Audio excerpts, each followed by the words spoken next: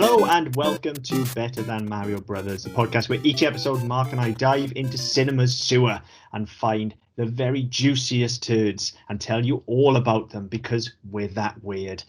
Speaking of weird, we're going to look at a Christmas film in August because why not? I mean, Yeah, look, we're in the UK. It's practically fucking winter outside anyway. Well, no, so, actually, we've had an unseasonable 2 days where it's gone above like 15 degrees. So, I think that counts as summer, doesn't it? I think our summer came and went about a month ago, didn't it? All 3 or 4 days of it that we had. But anyway, this is slightly topical. We chose this specifically because even though it's a Christmas film, it has a kind of summer holiday theme. We're looking at Jack Frost 2, Revenge of the Mutant Killer Snowman, to give it its full title, in which aforementioned mutant killer snowman shows up at a Hawaiian beach resort because...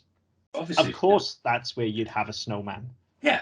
At least I assume it's either Hawaii or the Caribbean. It's the Caribbean. Yes, they say it's in the tropics. It's in the Caribbean somewhere. Of course, it's the Caribbean because there's the horrendous stereotype in there, isn't there? We have a Rasta. There's more than one. Yes, of course, it's the Caribbean. There are all sorts of things in this film that made little fucking sense to me. That's just one of them, I guess. Yeah, I mean, just to give everyone a peek behind the curtain, as it were, I don't do notes. I watch the film. I text Chris throughout and go, what the fuck is this? What are you making me watch? What the fuck is he doing? Why is he doing that? This week I have notes because I was just sat there going, seriously, what the fuck? Seriously, what? And I just couldn't get my head around it. So I had to pause it and make notes because there are just some bits which don't make any fucking sense whatsoever. I mean, and this is in a film about a genetically mutated snowman in the Caribbean. Yeah, there are a lot of things which don't make a lot of sense in this film, which... Actually, I was a little bit disappointed about because obviously we did the first Jack Frost at Christmas last year. And I remember saying at the time that actually I was surprised how tight it was and how quite a lot of it actually did make sense. And there was a lot of thought that had gone into some of the stuff in there. I think the problem with it is that the first one, it wasn't played straight by any means, but it knew what it was. Yes, this one is trying to break genre a bit, and it's a bit more self-aware. And I think that Michael Cooney's kind of gone, yeah, okay, I knew what I was doing last time. It was all intentional. It all worked out the way I wanted it to. This time, I want to push the envelope a bit. I want to take those characters, transplant them somewhere else, and make it as fucking rowdy and as just ridiculous as I possibly can. And it's, I mean, we talked about the deaths in the first one. The death scenes were all ridiculous, and they had that sort of almost sort of Final Destination sort of schlock horror bit about it, whereby it's it's going to happen, but it's just seeing the most outlandish way you can do it. This time, it's just fucking brain dead. Yeah, it's just channeling those fucking late 80s, early 90s claymation horror films where you just do as much as you can to get as much blood on the screen, and that I think lets it down in a lot of ways. Yes and no. I think we'll get into that, and general discussion of it as we go through it. Yes and no, I think is the thing. That it's definitely dumber than the first one. Yeah, and that's dumber than a bag of rocks. That's saying something when the first one is about the genetically altered fucking snowman. But yeah, okay. I mean, let's dive in there. We were looking for something, vaguely summer themed to round out our summer. Yeah. And I remember when we did Jack Frost at Christmas time, we were very excited to find there was a sequel and it was set on a tropical island. We were like, right, so it's perfect to close out summer. So that's why we're looking at this. Yeah. So first and foremost, I was a little bit disappointed to find out that it's still an actual Christmas movie. Yeah, it's still Christmas. Yeah, I assumed this was the snowman going on summer holidays. Yeah, I did too. I mean, I do very little. Listen, I don't do research for this show, and I don't generally take notes. It's generally more a case of watch a movie and then to talk about it afterwards. So with this one, I was the same as you. It's like, okay, it's on a tropical island, therefore it must be summer. He must have gone to the beach. And actually, no, it's Christmas, and the sheriff's running away from his year of trauma. It's set a year after the first one, just incidentally. So he's running away from a year of trauma. Marla, who is his secretary, who was the best thing about the first movie, is getting married. Completely fucking wasted in this movie. She does very little. She doesn't have any of that snark or that character. She's far more dismissive. She's like a different character. And we'll come on to characters in a bit. But yeah, so she's just like not there. But she's getting married in the Caribbean on Christmas Day, as you do. Yeah. And Sam, our sheriff, come hero of the first one, is going to be the best man. So they're all going. The happy couple and Sam and his wife are heading down to generic Caribbean island to have some fun in the sun, away from where you're going to have fucking mutant killer snowmen, presumably. Yeah, because Sam, our hero from the first film, now has PTSD essentially as a result of his running with the snowman. I mean, it opens with him in a psychiatrist's office, and there is actually, I thought the start was very well handled. Look, it's about a fucking mutant killer snowman. You don't have to have seen the first one, all right? You know what this is on the way, but nevertheless, they managed to give you quite a good catch up at the start and dump a lot of exposition on you without it being too heavy-handed. To be fair, they know it's ridiculous, and so they play it as such. With his psychiatrist and everybody in the office, and in fact, the entire fucking village people, literally laughing at him. There's a fucking over an in the background. I mean, the only thing with that made me a bit fucking dubious. He was in the first one. He wasn't a stupid character. He was naive. He was Dewey from Scream, basically. He's naive. He's not equipped for this shit, and it scars him mentally and physically. But he's not an idiot. So when he can hear tittering over the intercom and people chiming in, why the fuck does he stay for that? Why doesn't he call that out? That to me, this is like we talked about Marla a second ago about being a completely different character. Pretty much everybody except Jack Frost is a different character in this film. Yeah, completely. So I mean that wound me up, just because it was just like, okay, they've taken this character, and yes, okay, he's got PTSD, yes, he's traumatized by it. The entire fucking town saw this shit. They saw the bodies racking up. Even if they didn't see the snowman, they would have seen the bodies racking up the previous Christmas. So the fact that now everybody's talking about his delusion, and the fact that they're all laughing at him because he's talking about antifreeze and shit like that, it's like, how does that even fucking work? Yeah, I think that's one of the big mistakes here straight off the bat. Is like, look, fine, if you want to bring the original cast back, I've no problem with that, but look, we're all here to see the snowman. We don't really give a shit what happened to Sam after the first one. Like, if you want to bring him back, fine, but just bring one or two characters back. We don't need the whole cast, because let's be fair, we don't care what happened to them. We're here for Jack Frost. Set him off on a fucking killing spree on the island and have somebody else have to deal with him, or bring your one recurring character back, as would generally be par for the course in a horror sequel, and have him deal with it. And then, of course, because you have a whole new cast of characters, that character then has to convince them that there is a mutant killer snowman. Whereas here, there's a lot of Sam trying to convince people that saw the same shit as him, that it's all happening all over again. Marla especially is very dismissive, and that makes no fucking sense. As is his wife, who was there at the end and saw it. So that makes very little sense. But to start off with, it's a good catch up, and I, my very first note here is that I am kind of excited to watch this. I was looking forward to this. So I like the start. The titles looked like they were done in Premiere, unfortunately, but this was 20 years ago, and 2000. No budget, so fair enough. I mean, presumably it had more of a budget than the first one, which had fuck all. It still doesn't say what the budget was, so presumably it wasn't a lot. I think it is slightly more for reasons we can get into as well, but one of them being, there was a kind of, one of the great things about the first one was that kind of Rankin Bass animation they had on the molecules when you zoomed into them and stuff, and now they've gone full CG with those, where you see the molecules and stuff in the antifreeze. I couldn't work out with this opening. Like, he's in the, this is one of the first things that confuses me. So he's in the psychiatrist's office, and he's talking about how they've buried the antifreeze in a series of unmarked graves. Yeah. Then, look, maybe I missed this, but I don't think I did. That antifreeze is then dug up, taken to a lab, where experiments are done. Yeah. By who and by the government? Because this was the thing that bugged me, right? And they did it in the first one. It was a government experiment. Yeah. The genetically modified water, or whatever it was. So, and that's what caused it. So the way I've read it is that they've gone and dug it up because they want their product back, and they basically now want to see, okay, well, it turned into a killer snowman. We fucking want this shit back, and we can use this.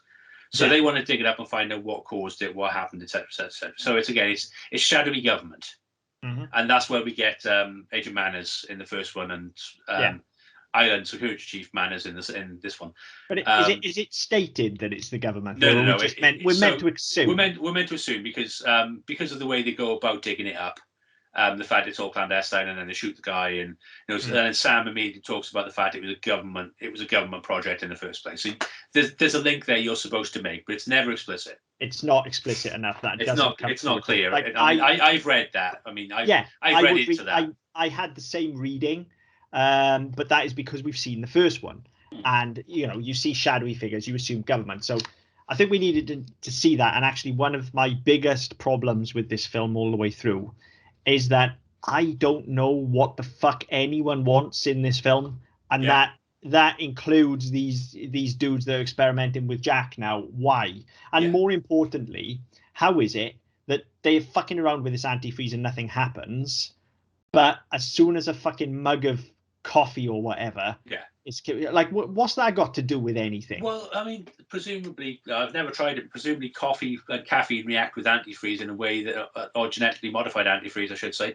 in a way that's going to make it come to life. However, right, presumably this is some sort of secure lab. Yeah. Who lets the fucking janitor in? Who leaves a mug of coffee on the top? Yeah, and so, why are you even taking fucking coffee in the first place? Very deliberately 3 times. Yeah, and not notice. Like the first time. But he had headphones on, so it's all right. There's something there. No, maybe I won't hit it again. Yeah.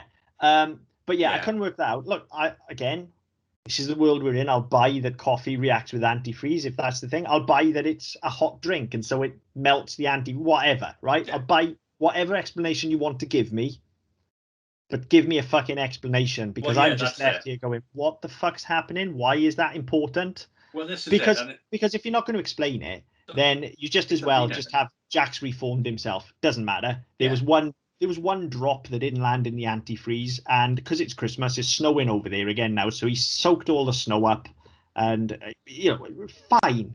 Right, you don't need any of this if you're not going to explain it. No, and the thing is, like, it's not as if you're reading a novel and you read something like War and Peace where every fucking thing has to be explained because everything pays off. This isn't that. This is like 87 minutes, 91 minutes in total. It's 87 minutes of shit getting killed. Yeah, and what you don't care. Nobody's going to care. No. But if you put it on screen, it needs to mean something. If you do it, it needs to have something about it. But the really annoying thing is the first one, they would have done that because they do got, as I say, they do got. And one of the things I really liked about the first one is that it committed to its central premise so much and explained everything and set everything up so well that I was like, yeah, okay, I'll go along for the ride. This is about a stupid killer snowman, but I'll go along with the ride. And the things that weren't working in that first one was that they didn't have the budget to pull off these sort of creative deaths. There were only a handful of them, whereas here it takes the typical sequel route and we get tons of deaths, and they are quite creative and very well executed. Although it did make me laugh later on they give a death count as there are 18 bodies. Wow. And then immediately after that we get another 5 people die. I missed that entirely. Yeah, it's right at the end. It's where the Colonel is talking to Token, whose name I can't remember. Was it Bobby, the Rasta? I can't remember. But they're talking about we'll just get rid of we'll be open again in a week. And he's like, you've got 18 bodies to justify. Food poisoning. It's like, yeah, they've got fucking holes in them. Did they explode from food poisoning? And he's like, actually, no, that's not a good advert either. I will just neglect to mention they never got off the plane. Must have missed that. But I'm sure there are things I've missed in here, because there were points, especially towards the end, where I was just scratching my head, going, "What? Hey, what?" Yeah. Either I've missed something, or it's just not here. But speaking of the Colonel, that's my next note actually. So we've set the premise up that our core sort of characters, our 4 main characters, are all on this retreat, and then we get introduced to our new characters. Yeah, before that, I did have one note, which is, why the fuck does buttfuck nowhere, a 2-horse town in the middle of bastard nowhere, have an international airport? Snowman International Airport. Why not? Seriously, no. I mean, it's America, so they fly interstate and stuff as well, don't they? So I guess. Yeah, I mean, regional airports I'd buy. There's small airstrips in buttfuck nowhere I'd buy, but an international airport with jets and shit. Yeah. No, fuck off. Whatever. It's not the most egregious thing in this. No, film. it's not. It's just my logic brain going, hang on, no, that doesn't add up. That doesn't happen. If they don't have an airport in Snowman, how are all the mutant killer snowmen supposed to like escape from Snowman. Like they have to have an airport for this sort of thing. So Well, no, because he went in the water, didn't he? well, he did, yeah, but other serial killers, I'm sure, want to escape Snowman as well. So yeah, who knows? Plus, without an airport, how are they going to do like kill a snowman on a plane in like 4 films time or whatever? Well, I mean, according to Wikipedia, the Michael Cooney does have a threequel lined up called Jackzilla. I mean, it's only been like what 20 years since this one, so Yeah. why Well, not? in 2016, he revealed the plans for a third film in the series, which would feature the giant Jack Frost known as Jackzilla. The film would have picked up a decade following the end of the second film, with the giant Jack Frost letting loose on a city, causing destruction and mayhem. Cooney expressed an interest in making the installment due to the advancement of special effects and would be happy if somebody would be willing to make it with him, as it holds a special place in his heart. So, in other words, he wants somebody to pay for it. Oh, I can't pay for it. We'll make it. Yeah, We'll make it, but we can't pay for it. I'm up for that all day long. I will watch that if he makes it. If you make it, I will come. Yeah, as I said it, I realized the phrasing. Anyway, most of you knew where I was going with that. Yeah. Right, so we meet these new characters. So yeah, you've already mentioned this token, the horrendously stereotypical Rastafarian. Yeah. Someone from some Caribbean island. Yeah, like, but also DJ, bartender, cleaner, every fucking thing. Unspecified Caribbean island. Yeah. And with cliches keep on coming with the Colonel, who, to be fair, as a character is incredibly annoying, but what a performance. Like, I've got to give it like probably the best performance in this series. Excellent. It reminds me of somebody we worked with on Double Top, who I'm not going to name. Yes, yeah, I know exactly who you mean, and I would agree, but it's pitched at the right level. That's I think it's a very good performance for what it is. For what it is, yeah. Playing a cartoon character, so he plays him like a fucking cartoon. Yeah. So yeah, very good performance. And then Jack shows up, as you say, he goes through the water because he can. Yeah. Basically, how he manages to land on exactly the island. Well, this is the thing that is sort of kind of explained later on, but we can touch on that now. There's this suggestion that when he was melted down at the end of the last film, because Sam was bleeding, the DNA got mixed, and so now he's kind of linked to Jack, and that's actually quite an interesting concept. It is quite an interesting concept, and not only that then explains the ending as well. It does. Because we need that. So, I mean, the fact they've done that work relatively early on does kind of make sense. I mean, it's quite annoying at first. Because, as you said, I said, well, how does he know where he's going? How does he just happen to rock up on the right island? But they suggest quite early on and quite often that there's a link, that he and Sam are somehow now connected. Fine. I'm on board with that. I can live with that. I just need more of it. I feel that is the central concept here that's missing. And they throw it away. Like they kind of touch on it and then go, yeah, that's fine.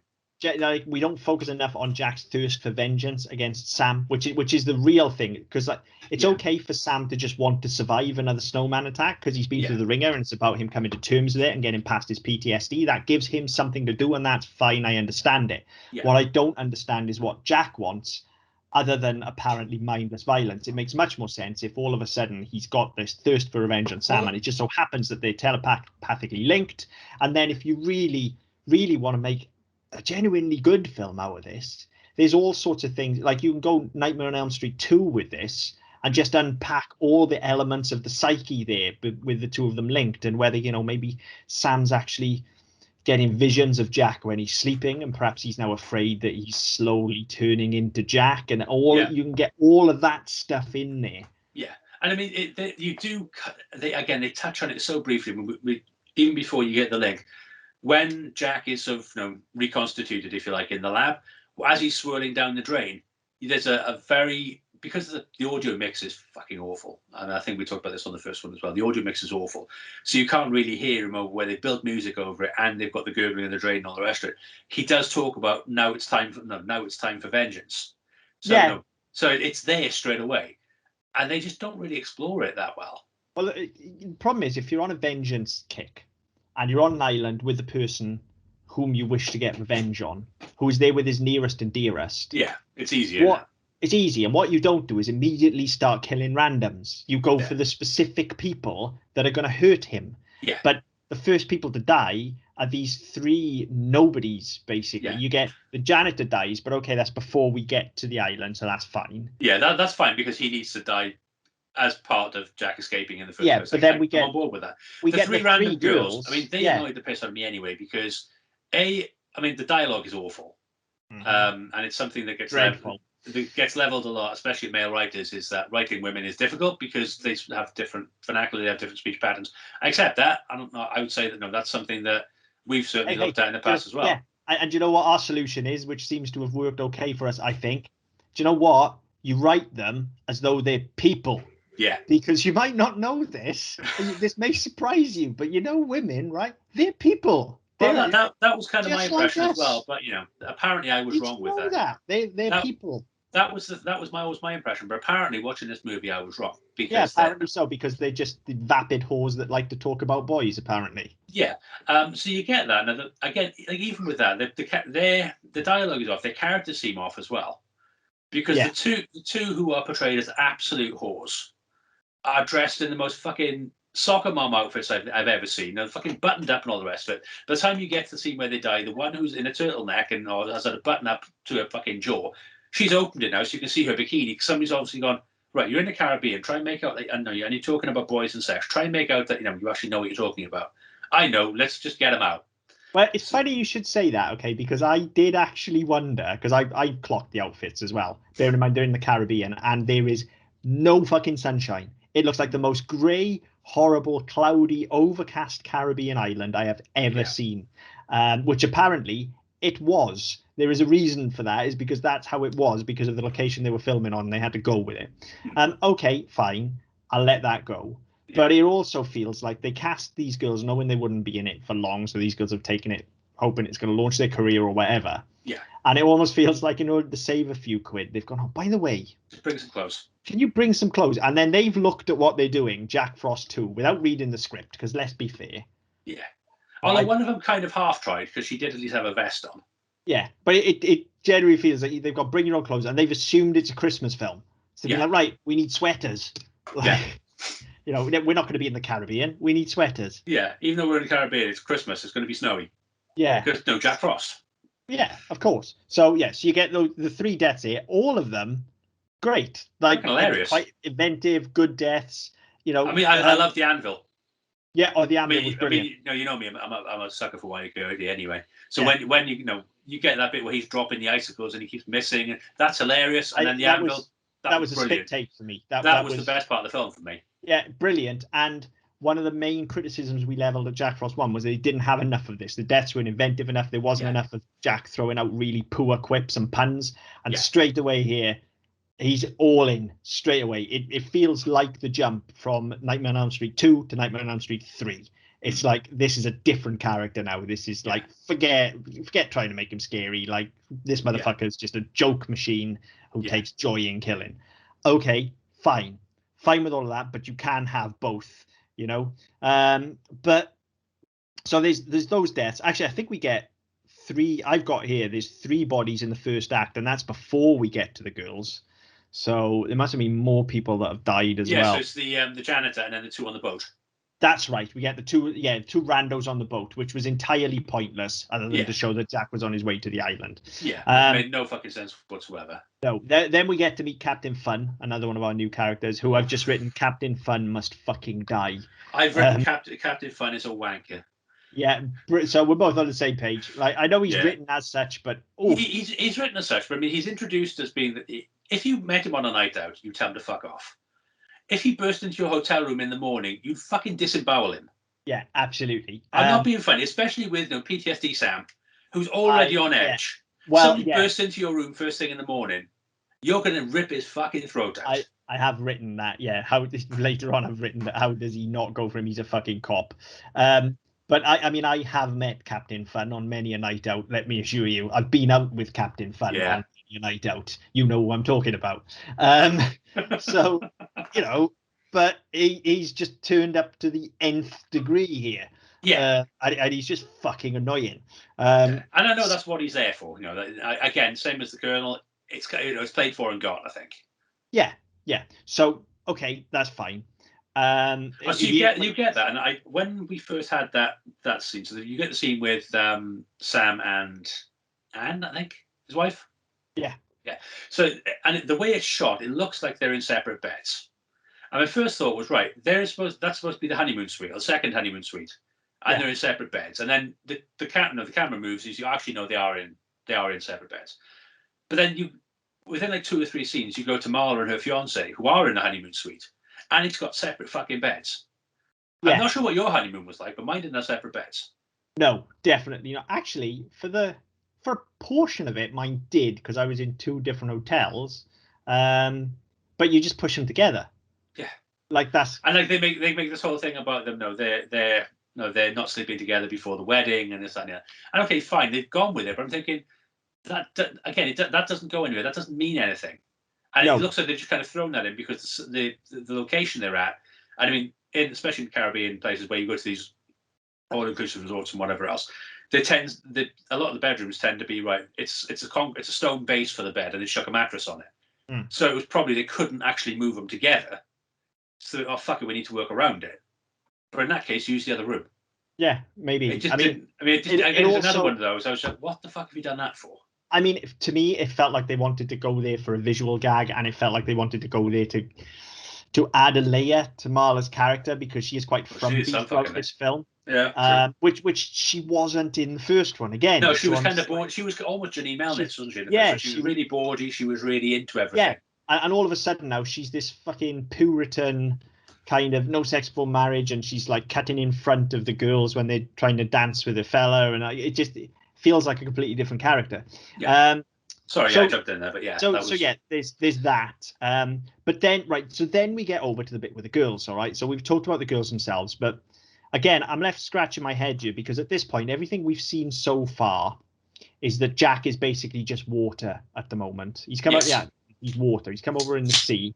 It's a fucking Caribbean island, so it's warm and hot. Yeah. So how the fuck did he manage to meticulously lay out a line of coals? Never mind, where did he get them from? Well, it was his eyes and his fucking buttons, wasn't it? Yeah, but he's just water. Well, this is the thing. And the other bit with that, I mean, and I know, obviously, this is, you kind of take it with a pinch of salt anyway, but he has just gone into an entire body of salt water. How has he not disappeared? How has he, even though he's part antifreeze, how has he not just been completely diluted by an ocean? Yeah, good point. Good point. Or if not, otherwise just use the ocean to turn into Jackzilla, as you mentioned. Yeah. So yeah, I don't get it, because these first few deaths, there is actually a really nice theme running through these first few deaths. I don't know if you picked up with it, but you get the coals, and then he kills someone with a carrot, and then he gets his scarf. So he's kind of slowly rebuilding himself as he kills people, which I really like. Yeah. But he has to be able to turn into the Snowman in order to lay the coals out. So it makes no fucking sense. And then by the time we get to the end of these deaths, you see his hand holding the tongs that go into her eye, which again, great fucking death. The tongs in the eyes, the anvil. Yeah. Brilliant. These are great deaths. Actually, my favourite one actually was the middle one with the girl with the button-up neck, who literally she stands on an icicle, which impales her foot. She falls backwards, and then there's just the shit. I love that. That's a brilliant movie death. If you're going to go for that sort of schlocky type of horror, that's good, because it's almost like it's not a deliberate. It's not cutting somebody's throat. It's not slicing somebody's head off. It's not poking their eyes out with tongs. This is Kevin McAllister laying out fucking micro machines. But no, instead of having a hardwood floor, he's got fucking spikes sticking up. Yeah, no, they're great. I love the deaths. They are, as you say, they're quite sort of mischievous almost, aren't they? Yeah. You know, they're really good. So then the bodies are discovered by Rastaman and the Colonel. Yeah. And possibly funniest moment of the film, played for and got, I believe, although they use the music cue a lot, but when they say, we need to sort this out before the scary guy gets here, and then Manners appears and says, the scary guy is already here, and we get the literal dun dun dun music cue, which is just hilarious. Like, absolutely, they knew exactly what they were doing there. This is what frustrates me with this film, is that actually there are bits like that which work really, really well. Yeah. And there are lots of them throughout the film. There's a commentary later on about with the little snowballs, which I'll come to when we get there. But there's some really deft stuff in here. But then other times you get the Colonel and Rastaman, and it's like, hang on a minute. This is the thing: is there is really really clever stuff. There's really really funny stuff, and then there's absolute nonsense. Which if you got rid of and layered the story in like they did in the first one, Yeah. you genuinely have something I think excellent here. Yeah. Because my notes just go off a bit here because I've started watching it at this point now, and I'm getting into it a little bit. And that the next note I've written is literally just about a gag, which I loved, where we get the line about decapitated coffee. Boom, boom. Great. There's some great stuff. And then when we get Manners trying to convince Sam to come with him because something they don't know is the Snowman, but there's something up and they want to talk about it.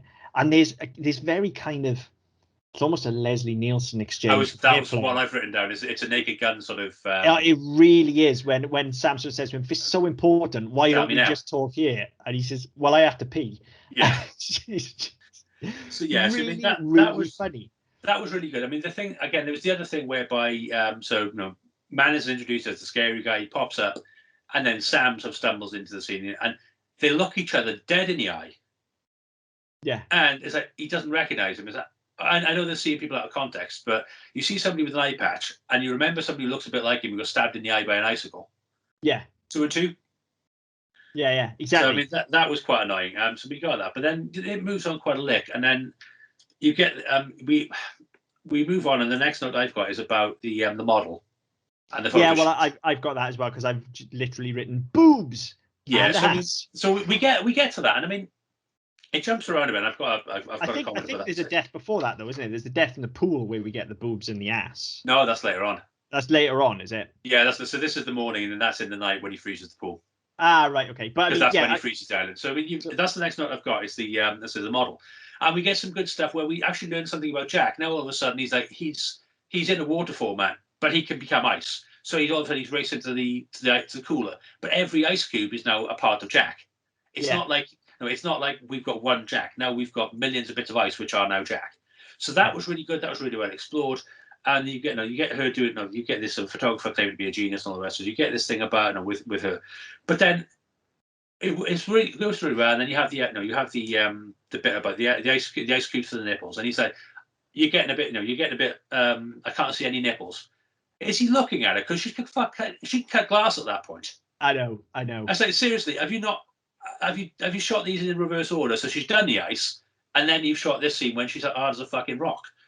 So we get that, and I mean, so we get the scenes where you've got the ice cube, and the ice cube's been rubbed over her nipples, so the ice cube is celebrating almost, and then she chucks him away, and then you get the iced coffee, and she crunches it. So you get all of that. That's what we get. That's decapitated coffee. Yeah. So I'm jumping around my notes. Yeah, this is decapitated coffee. So then she crunches the ice cube and swallows it, and then as he takes the next picture, her head explodes. Fucking hilarious again, but again, doesn't feel like the first film. It feels more like your brain deads and stuff like that. Which is fine. I am all up for that. As I say, they follow it through with the quip as well, where he says it's decapitated coffee. That's it. Yeah, so I mean that all works, and then you get to the where he's killing the photographer, and you get the pictures of the photographer as he's killing him. That all works really well. So I mean, they've gone all into this, and they've done stuff that they're playing for it for the most part. Then every now and again they kind of slip away from that, and I think that's my biggest problem is they don't.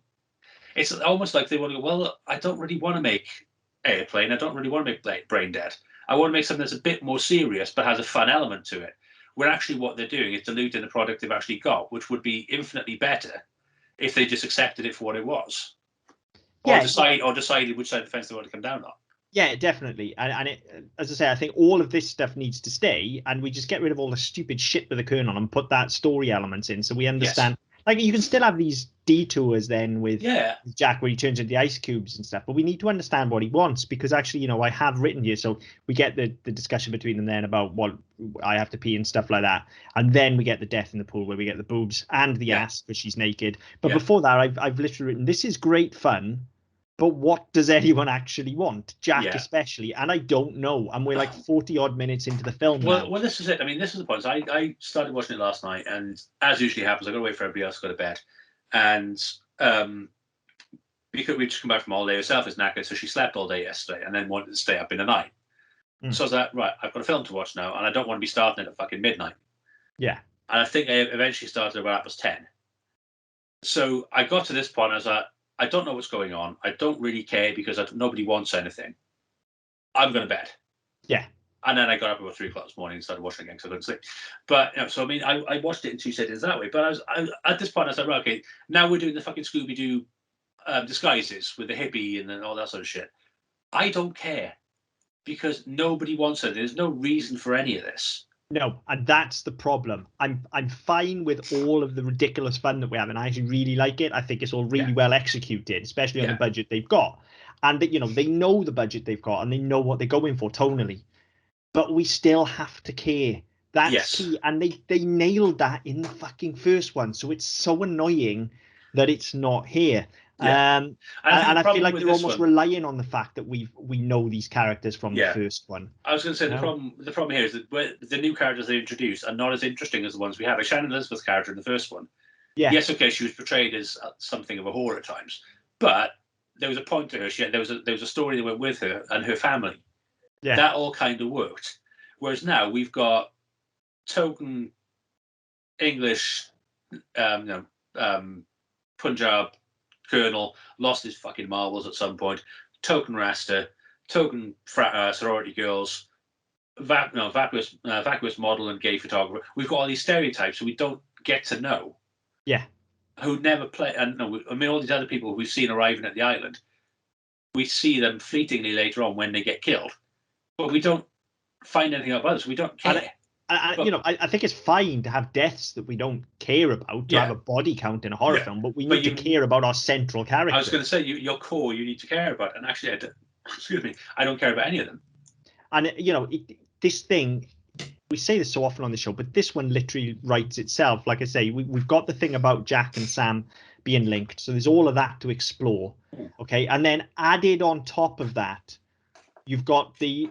I mean, if you like, almost Die Hard-esque threat here of them being trapped on the island, and the fact, and this is something that we ourselves have used, and the fact that his best friend is getting married, and if nothing else, he needs to man up, put all the shit behind him, and make sure that his groom, gets to the church. You have the ticking time bomb element as well. You have it all, and you do nothing with it, and it would just elevate all of this to a much higher level. And I mean, the wedding thing is so thrown away anyway. Yes, exactly. That's what I'm saying. Like, but you could use that as a key plot point of like nobody's dying because they have to get married. Yeah, but I mean, it's thrown away anyway. You get a couple of allusions to it throughout the film, and so I'm jumping ahead a little bit. But even at the end, there's nothing we don't see the wedding. We don't even see them. They're in a post credits bit whereby they've been in the freezer the whole time. Yeah. I was like, oh, I'd forgotten they were even there. I thought they were dead. Yeah. I cared that little about them. Well, I mean, the end we'll talk about when we get to the end. But yeah, there is no end as such because there is no story here as such. That's the problem. This is a random collection of bits thrown together, But yeah, we get the boobs in the ass, and then all hell. And then you get the random woman who's asleep at the side of the pool in the middle of the night. Yeah. Who freezes to death. Yeah. So when he ices the island, so where does she come from? In the middle of the fucking night. Yeah. Why? I'm fairly sure. I've not been for a while, but certainly the Caribbean resorts I've been to, they close the pool and they kick everybody out to stop you skinny dipping and shit. Yeah. They don't just leave you there. Sorry, I just knocked my light over again. This is becoming a regular occurrence, as regular listeners will know. I'll get you some tapes. You can stick it down. Yeah. So yeah, that death happens, and then everybody decides that Sam is crazy, just in time for Jack, to just really let rip and go on a fucking rampage. Yeah. And again, using the budget they've got, using the setup they've got, you get the whole thing with the where he's just the icicles flying across and hitting people. Rather than spending the time on Jack, they animate the death, so they make the effects with the death. That works really well. You get the Doom-esque sequence then when you've got the two of them with the fucking water pistols, and you get it from that sort of point of view shot. That all works really well. Yeah. But as you said, I don't give a fuck. I could care less if any of them die. Yeah, exactly. And I've written at this point just a couple of notes.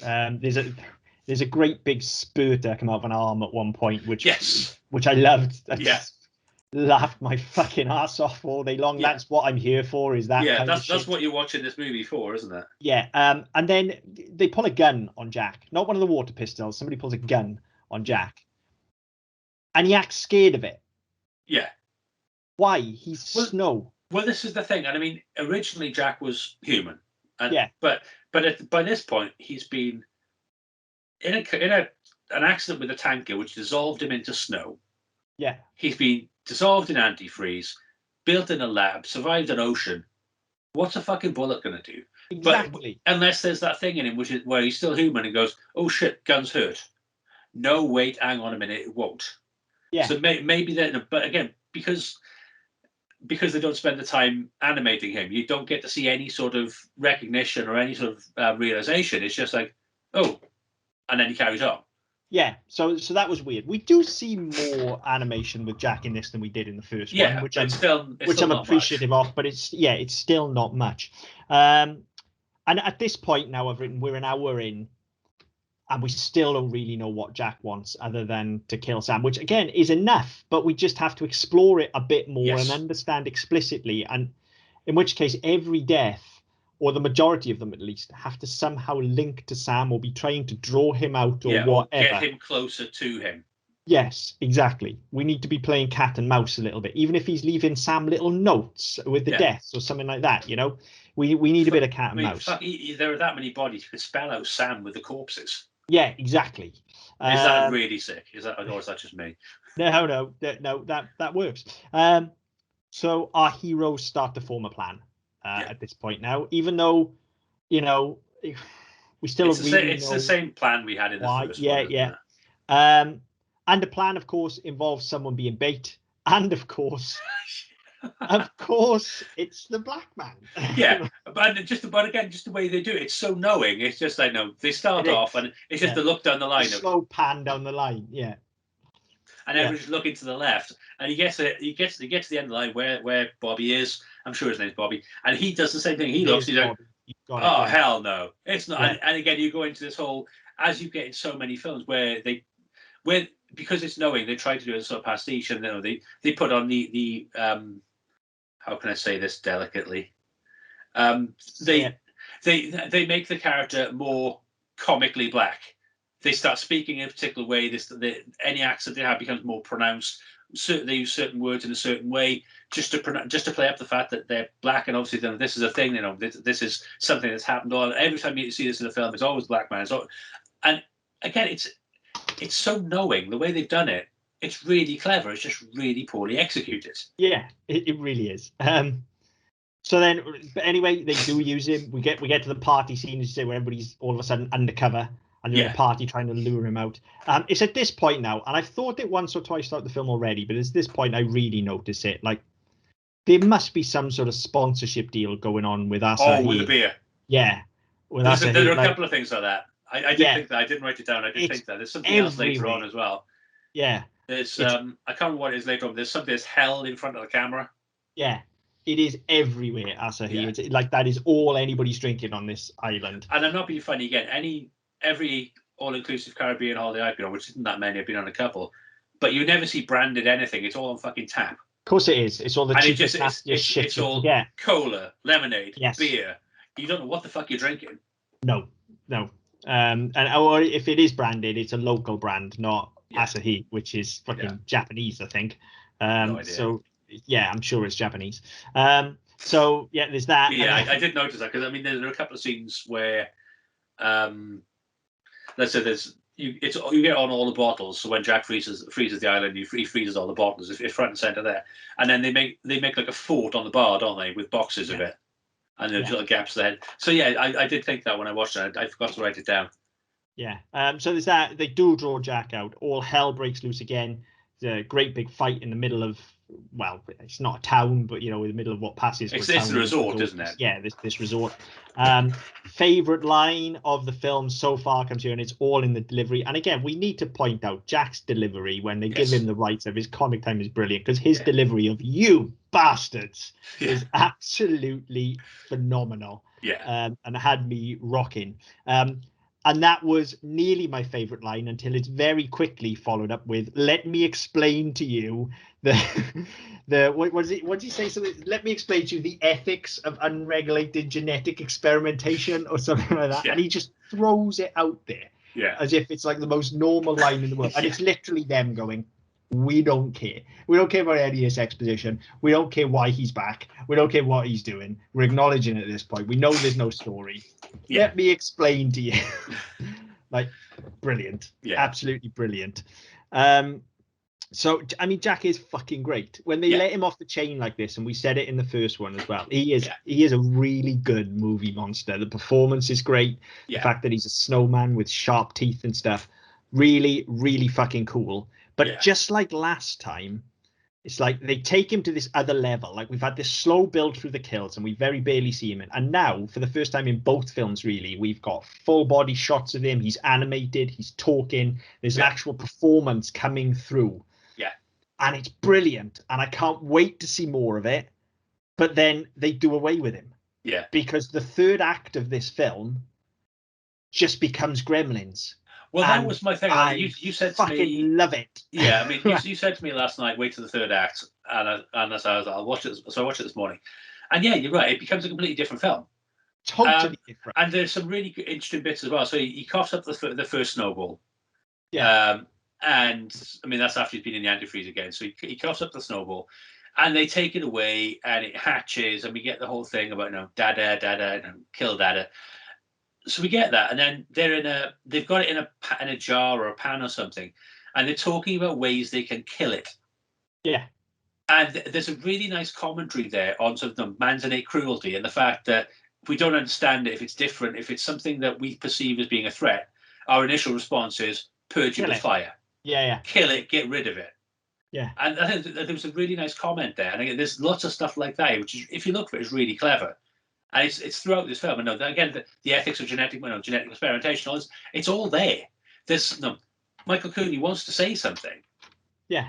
But it's almost as if he's like, well, I'll say it, but then people don't really want to hear it. So I'll get it in there, but I'll do it in such a way that it becomes a bit of a piss take. And yes, okay, we are looking at this through a particular lens of saying, look, well, yeah, these are humans, and they're looking to end their suffering. So they're going to kill this thing that might kill them, but they know nothing about it. And their first response is kill it. Kill it good. Kill it with fire. Boil it. Microwave it. Flambe it. Whatever you want to do. But kill it somehow. Yeah. I mean, it's interesting, isn't it? Because you're right. We don't know anything about them. And this is the thing. It's like we are led to believe that Jack's molecular structure is breaking down now. And therefore it's broken down into these snow babies. Yeah. But again, we don't explore whether, like the ice cubes, which is how I chose to read it, they're all miniature Jacks.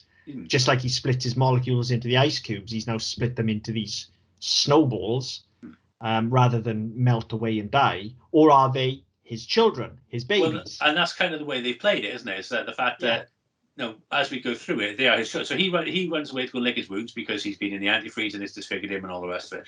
So he goes away to reconstitute himself. And we get probably 10, 15 minutes of these snowballs.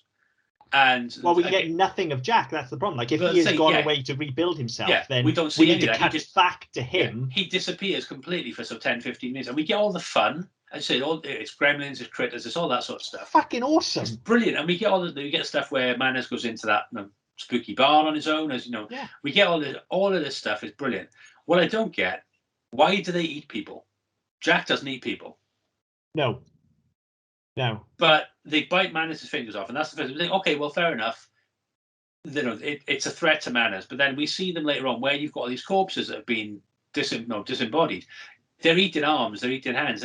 Why are they doing that? But again, this is where I think there's something here where if the idea is that Jack has broken down into these and he's licking his wounds, then it's a case of, right, they need to feed to regrow, essentially, into Jack. Like, they need the genetic material, but that's not explained. We need something to build on that, because as it is, it's just we've got cannibalistic snowballs. Yeah, exactly. Which is fine. I'm happy with that. So am I, but it's just like everything else in the film. It's just like, just put a line in there that says that. You just and even if it's not, I mean, as we have it later on with bananas, It can be the most throwaway line, which everyone laughs at, and they say, "Don't be so fucking stupid." Yeah. And forget about it.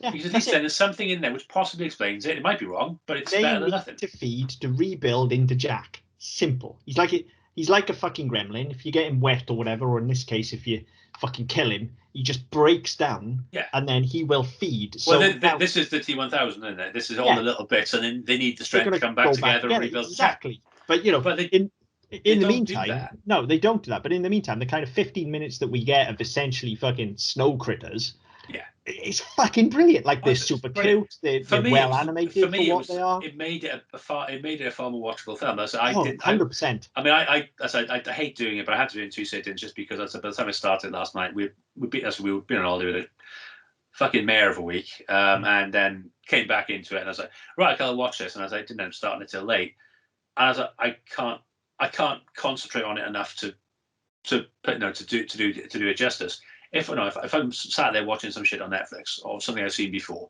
I'll sit there all night. But if something I need to concentrate on, it. So I'll watch it in the morning. And this whole section made it far more watchable than anything we had before. It's fucking brilliant. It really is. Like, I will take an entire film of snow gremlins, please. I'll take it. Very, very funny. It's at this point we do actually start to get character work going as well, but it's too little too late. Like Sam's starting to have a full-on breakdown now. Sam has the breakdown that he should have had a year ago. Yeah. And he's been trying to work his way through. Or should have had at the start of this film. Yeah. And then he needs to build himself back up. Because of the deaths. Yeah, exactly. So we could have had that. I mean, the wife, when does she become Rambo? I don't know. But again, I like it, and I like her character when they flip it. And she basically, like you mentioned the T1000, and it is that because she basically becomes Sarah Connor here. She just goes full into Hamilton at this point. Yes.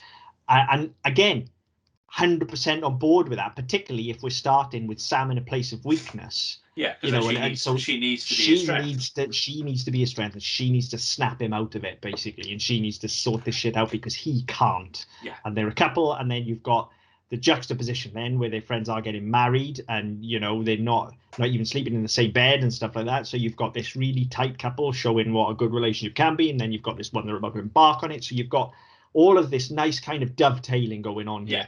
But they just throw it in at the end, and just like, it really does feel like all of a sudden it's an entirely different film that you're watching. One that I prefer, not that I haven't enjoyed the previous hour, there were just issues with it. I laughed my box off the entire fucking film. Whereas this, I feel this segment all works really fucking well. And if we'd have just had more of this, this would be exceptional. But so then you mentioned the banana. They throw in there. They're looking for ways to kill these things. They try and kill them, and they're indestructible. Now I remember when it comes up. I remember there being mention early on of him not liking bananas. Right, because I have written in here, did they see the banana thing earlier? Because I feel like they probably did, and I missed it. They did. There's one line, but again, he doesn't like bananas. There's a difference in not liking something and being allergic to it. And that's a fairly big distinction, because I don't like bananas. If one slips in my drink, it's not going to fucking kill me. I'm allergic to bananas. You keep that shit away from me because I might fucking die. Now, that's exactly what it needs, and we need to be shown it. We need to see him be offered that drink, go to take a sip, and then for her to look at the menu and be like, whoa, don't drink that. Don't drink that, right? That's what and I feel like, obviously, that's not what happened then, but I feel like that would have happened and we missed it, just because the end of the first one with the lunch, basically in the car, is so well seeded and so eloquently done, and we said so at the time as well, that I feel like they're capable of that, so they would have done it here. And I just missed it, but I didn't. Chekhov's banana is there, in as much as there's a line. I remember when it came up. I remember because he's then having his breakdown. He's like, talking about the drink, and he's, I don't like bananas. I'll have a mint julep. And then so she says, of course, the DNA mixed, and he's allergic to bananas, so maybe they're allergic to bananas. Maybe that's what killed it. And then we get this whole thing where they make fucking milkshakes. That's all fine, but I remember at the time thinking, they mentioned him not liking bananas earlier. Yeah, but it wasn't that he was allergic; he didn't like them, and it was such it's good in a way, but it's bad in a way. It was so thrown away; it didn't even register.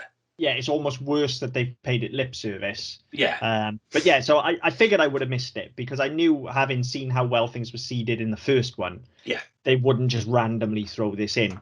So I mean, that's fine. And again, it makes sense because the DNA thing is just that hasn't been explored enough. Yeah. And I mean, particularly now with him having the breakdown, this, you know, if this had happened at the start and we were working through it, he could constantly be flashing back to Jack, and there could be this thing of where they're all a little bit edgy around him, because is he actually going to flip out and start Yeah. killing Is people he can himself? become Jack? Yeah. Yeah, again, Nightmare on Elm Street 2, I know, but it works. Yeah. It works, okay?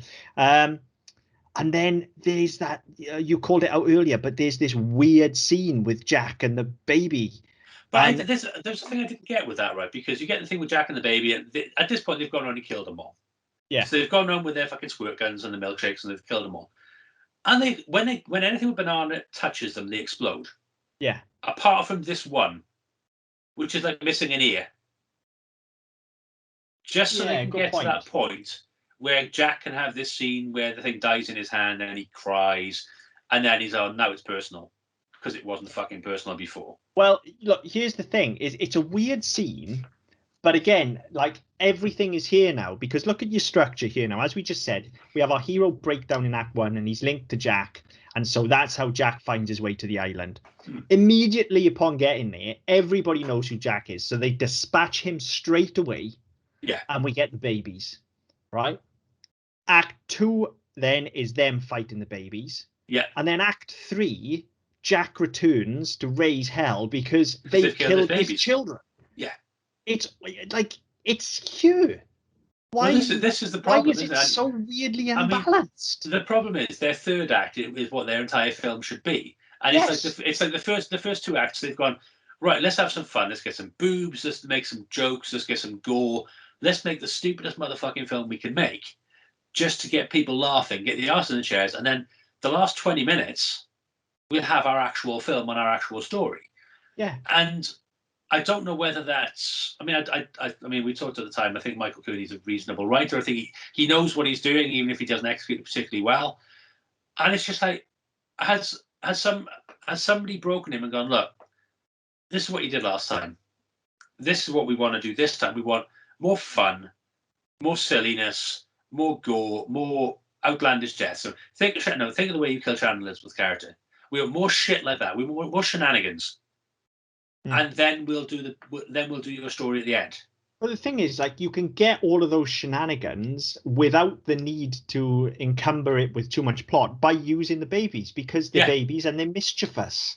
Well, that's it. I mean, if you look they can be going on this killing spree and like perving down that woman's top, and they can be doing that because they're cute and funny, and we don't need a reason other than they're trying to grow and reform into Jack. Yeah, I mean, the thing that made me laugh about it was the Frozen short, the first one you got. Was it Frozen Fever?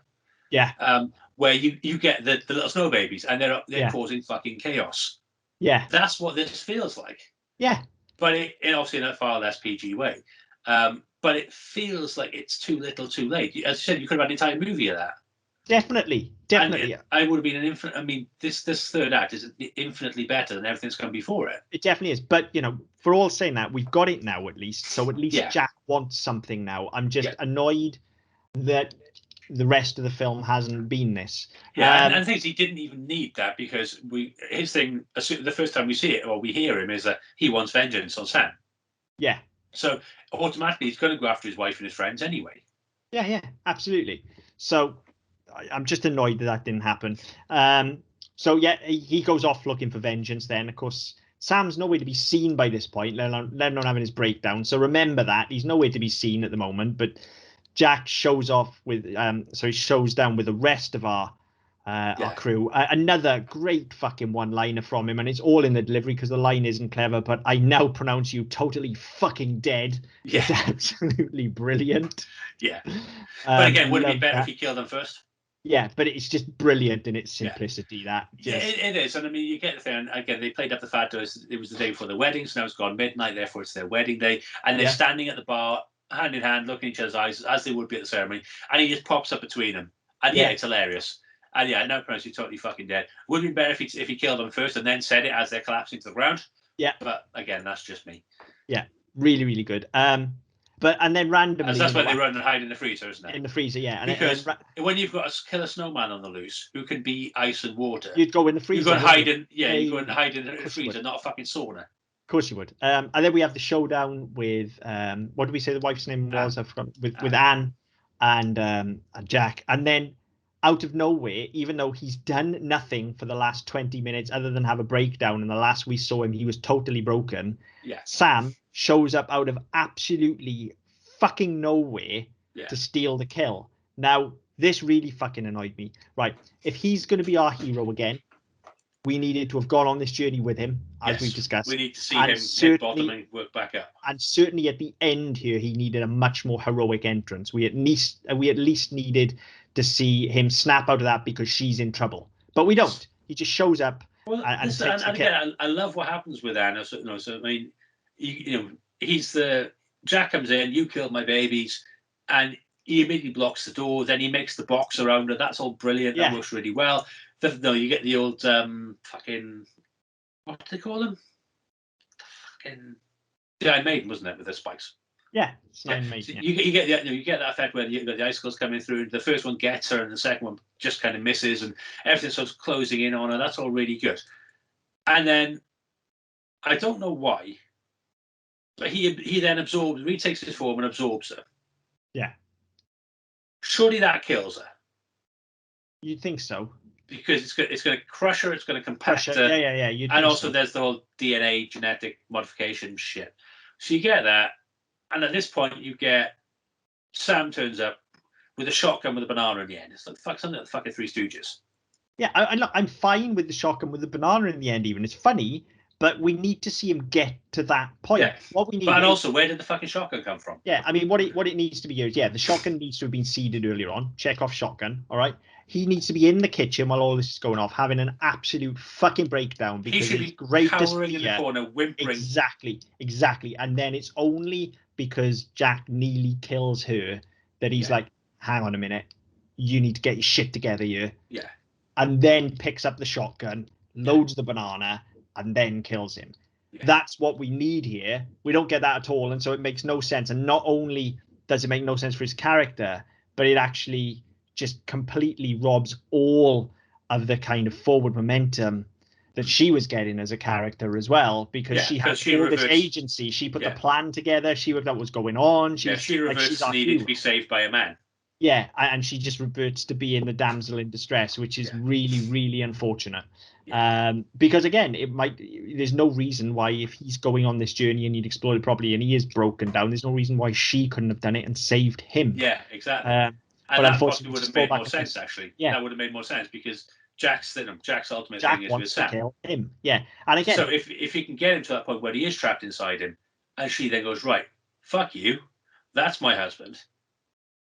And this, yes, I killed your babies, but now I'm going to kill you because that's my husband who's in mortal danger.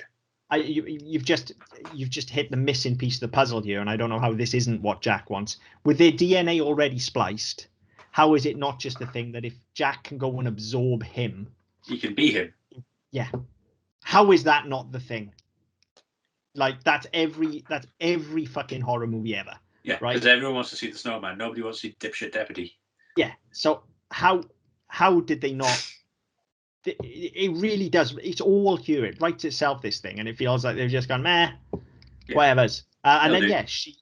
Jack, he's cowering in the corner, so he can't defend himself. Jack's crushing him with this thing, and he's absorbing him as he's crushing him. Yeah. And then she shows up with a shotgun with a banana in the end after we've already seen her go on a tear with the baby, so it makes sense because she's out there fucking cleaning house. Yeah. And then she shows up, cocks the shotgun, and shoots him with a banana. That makes much more sense. Yeah. So the ending doesn't work. And then instead when he shoots him with the banana and Jack explodes, instead of turning into an exploded snow cone, he turns into marshmallow for some reason. Yeah. Why would that happen? Yeah. He's made of snow. Yeah. Not fucking marshmallow. Yeah. Yeah. So that bugged me. But. Yeah, a little bit. Yeah. So yeah, the end just doesn't work. As a whole, this film just doesn't work. But it especially doesn't work at the end because we haven't had it seeded properly all the way through. There is literally no story here, and I know it's just a slasher film or a creature feature, really. But even the most basic ones have a point still need and a a through line. purpose. Yeah, and it doesn't. I feel like here the story needs to be with our villain. That's not always the case. Usually, it is a case of the hero has something they need to survive for, and we did discuss there's a way they can do that as well. Yeah. But I feel like the story here needs to be with Jack, and the quest needs to be Jack's, and we just know that he's evil. Again, see the Nightmare on Elm Street series, particularly Nightmare on Elm Street 2, which is what this. I really feel like that's what they're reaching for, and they don't commit. I was trying to come up with a comparison when I was watching it, and that was the only thing I could come back to. Yeah, well, I mean, without the blatant homoeroticism, obviously, because there's none of that in here. Not that that's bad. That's one of the best things about Nightmare on Elm Street 2. It's so well handled, particularly for an 80s film. Like, really, really. And for people listening who haven't watched it, if you maybe don't normally watch horror films, like, just go and see that to see what I'm talking about. It's one of the ones that gets the most panned, I think, but it's actually, after the first one, probably the best of the entire series. I was going to say it's one of my favorites. Yeah, there's a lot in there. It's just not a conventional horror film by any means. Yeah. And I feel like it's those psychological elements that they need to pull out of this to get the horror. And it's there. That's the thing. If that wasn't what they were reaching for, if they were literally just wanted the snowman popping up and killing people, then that's a completely different kind of film. And you can do that as well by having your expendable cast and a returning hero, as we talked about. Yeah. But to bring these characters back and to delve into the psyche of our main hero and how this has affected him, then you have to go deeper for this to work. And I know we're talking about a B movie about a killer snowman, but that's no excuse, particularly when the first one was actually so fucking good. Well, this is the thing, and I mean, I'm having this argument at the moment. I'm editing a novel for somebody else, and they're editing mine. And a conversation we keep coming back to is: it doesn't matter what your genre is, it doesn't matter what your style is. Story is still story, and it doesn't matter if you're telling it doesn't matter if you're telling a creature feature like this, or if it's a rom-com, or if it's Game of Thrones. You still need to tell a coherent story that has a start, a middle, and end, and takes people on a journey. And without that, it doesn't really matter what you do. Without that, it's just a series of scenes and skits. And it can be funny as hell. Exactly right. It can be scary as hell, but you need to have something to hang it on. And that's what this film lacks. Yep. Completely agree. And look, meeting it on its level, as a B grade creature feature, meeting it on that level, it was a fucking blast. I'm not saying I didn't like it's this. A laugh riot. I had a fucking great time watching this. Thoroughly enjoyed all 80 minutes of it. I was looking forward to it, and I thoroughly enjoyed it. But ultimately, I was disappointed because it does have a lot of huge, glaring problems that the first didn't. Yeah, I think it doesn't live up to that. No, and it's not even the sequelitis of it, because yes, it is bigger, and yes, they have got a bit more money, and yes, the deaths are a bit grander. Yeah. But so much of what made the first one work was all in stuff that's free. It was all in the characterization and the performances, and actually some really smart writing, way above the station of what you'd expect of something like this. So for that to all just be flushed away, particularly when it's the same writer-director, that's the thing. If they brought somebody else in who didn't do the first one, and all of a sudden he's just like, oh, it's just a fucking killer snowman movie, forget about it. Yeah. But it's the same guy. So it's just a real fucking shame. Yeah. It's the same producers as well, I think. It is. It's the same. It's the same everybody, yeah. Yeah. They've lost one producer, actually, and there's a co-writer. One of the producers co-wrote it this time. But yeah, I mean, it's the same team. It should be the same, and so it's the same director. They should know what they're doing here well enough to carry it off and to put it through in the same way. And it just feels like this. It feels like this one there was a bit more. I don't want to say interference, but like we need more fun. We need more outlandish, flamboyant deaths. Now, I'm not being funny.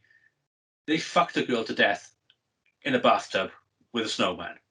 You don't get much more fucking outlandish than that. This is the thing. Like, I'm happy to take more of those deaths, and I'm happy for them to be gorier because they got the money now. Fine, but all of this stuff that we've talked about is so basic and doesn't stop you having those, but would elevate the film to such level. Yes. So what we're left with is something that is a good time that I will definitely, ironically, suggest people watch. In that bad movie way of like, have you seen this? It's fucking ridiculous. Whereas the first one, to be honest, I can genuinely say to people like, that's not bad. You should watch that. I mean, we did our Christmas season and we looked at Snowman across the board. And I remember talking to people I was working with. Obviously, we're all still in lockdown. And I remember recommending this to people. And I recommended Jack Frost. Oh, I've seen that with Michael Keaton. No, not that one. There is a schlocky horror film called Jack Frost that was released at the same time-ish. And it's fucking hilarious. If you watch it and take it for what it is, it's hilarious. And it's actually reasonably good. As long as you don't go into expecting fucking Schindler's List. Yeah. If you go into expecting Gremlins or something along those lines, which is you're not gonna be disappointed. This one, I don't know whether I could in good conscience say that people should go and watch it, because actually I think it, more than anything else, it pisses on the legacy of the first one. Yeah, definitely. I couldn't recommend it in good conscience. I could recommend it in jest, and I could recommend it ironically if we were talking about, tell me a good film to watch. I'd be like, oh, well, watch this. And look, like I said, I would recommend it with a nudge, nudge, wink, wink, knowing that it is an absolute fucking blast. At no point was I not entertained here. No. Right? It is an absolute blast, and I can't honestly say that I won't watch it again, because I might. But it was funny. It was entertaining. Yeah. I think I texted you the three girls that just died. Yeah. And I think I texted you saying this movie is so fucking stupid. Yeah, it is. But I then carried on watching it for an hour. Yeah, it's fun. It's a good time. It's just full of really bad decisions. Yeah. And that ultimately just takes away from what could be a phenomenal final product. Having said all of that, if we want to get Jackzilla, which is, set up in a post-credit scene way before Marvel were doing it, I'll take a fucking third one. I'll watch it all day long. I'll watch more of this, even if it comes with the problems. Jack is an entertaining character, and I will watch more of him. Well, that's the thing. It does have that Freddy feel to it. Yeah, it really does. Yeah, and that's possibly the highest praise I can give to it. Yeah, it really, really does. They nail that. They don't nail the story and the other characters. And that's the thing. Every Nightmare on Elm Street film, even the really even 4, which is pretty fucking bad. There's still a very basic story at work there, and we still understand what everyone wants. Yes. And that's just not here. And as I say, that the heights of things like 2, and the first Nightmare on Elm Street, even, which again, it's about a fucking killer who's wronged, killer or not, who is wronged and is on a vengeance kick. It's the same fucking template. Movie. Yeah, it's the same template. It's unfortunate. It is unfortunate. But I will absolutely watch a third one, and I did absolutely enjoy it. I loved it. Needs more meat on the bones, and the structure needs sorting out because it's weirdly paced. But whatever. It's not the worst thing we've watched. No, certainly not. I mean, I don't know where I come down, so I'll ask you first. Is it better than Mario? Yes. I think it's a worse film than Mario, but I think it's more entertaining. And that was my thought as well. It's always about, ultimately when we're stuck like that, we always say it's about, if you put the two in front of me, which would I watch? And I think I'd watch this. Yeah, I was the same.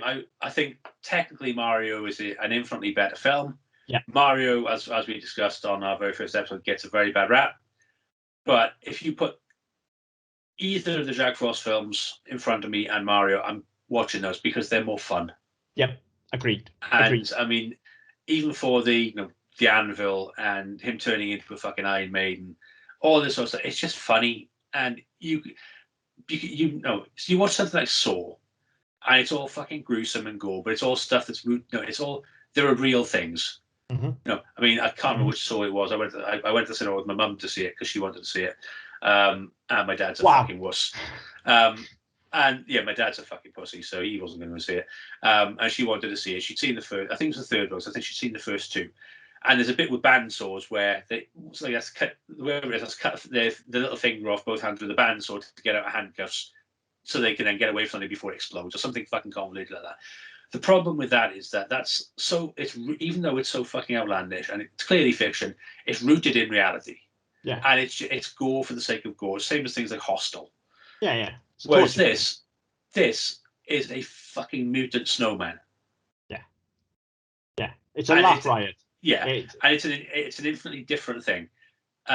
So yeah, I mean, I'd put this on 99 times out of 100 over Mario. Like I said, I can't say I'm never going to watch it again because I know damn well I will. And certainly the first one I'm going to watch this Christmas. Yeah, So, I think it may be added to the Christmas repertoire. Whether or yeah. not it's on my own, because wifey also doesn't do horror films, and convincing her it's funny doesn't really work because she just gets a bit fucking weirded out by it. But Well, you just tell her it's the Michael Keaton one. oh, did I press the wrong one? Sorry. Yeah, whoops. Oh, well, we watched this much now. We might as well watch the rest of it. Yeah, exactly. You'll be fine. Yeah. So yeah, I mean, I liked it. I think I mean, I had fun. I laughed my ass off for an hour and a half. Yeah. To a point where I did get told off for being too loud. Yeah. Because how can you not? I honestly, like I said, the delivery of some of those lines is fucking amazing. I now pronounce you totally fucking dead. It just slayed me. Yeah. Absolutely. And it's so simple. It's not a clever line. It's not witty. It's just well delivered. You think about the stupid things that when he's doing the girls on the island, the girls at the start of the island, and he's throwing the icicles down, and she keeps getting. He's like, "Fuck! I must be out of practice." Yeah. It's just stupid things like that just make you laugh because you don't expect them. Yeah. And then all of a sudden he's like, "Oh fuck it," and you can't see him at this point. It's fuck it, and then the anvil drops.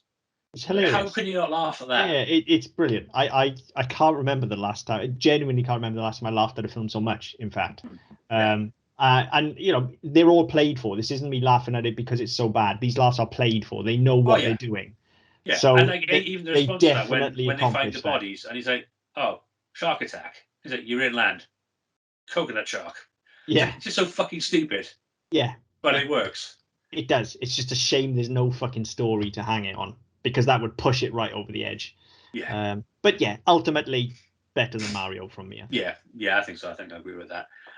We'd love to hear your thoughts. This is available on Amazon Prime, by the way. At time of recording, it may disappear. If you're a subscriber. Yeah. Yeah. So yeah, go check it out. The first one's there as well. Go check them out. It's a laugh riot. We'd love to know what people's thoughts are. Yes, we know it's a Christmas film. Yes, we know it's the end of summer in the UK. Fuck it, we're in Australia. It's still winter. Do it. But yes, we know it's a Christmas film. We know we're in summer. But yeah, let us know what your thoughts are. On Twitter at DD Podcast Net. I've forgotten all of our fucking things because I've been on holiday and I've been drinking for a week. How dare you? on Twitter at DD Podcast Net. You can go to our website, ddpodcast.net, where you can also pick up our previous episodes and our other shows as well. On YouTube and Facebook with the Double Down Podcast Network. Wherever you get your podcasts from, be it iTunes, Spotify, Stitcher, Amazon Music, Google Play. Like, share, subscribe, leave some message with Betty as best we can. Until next time. See you later.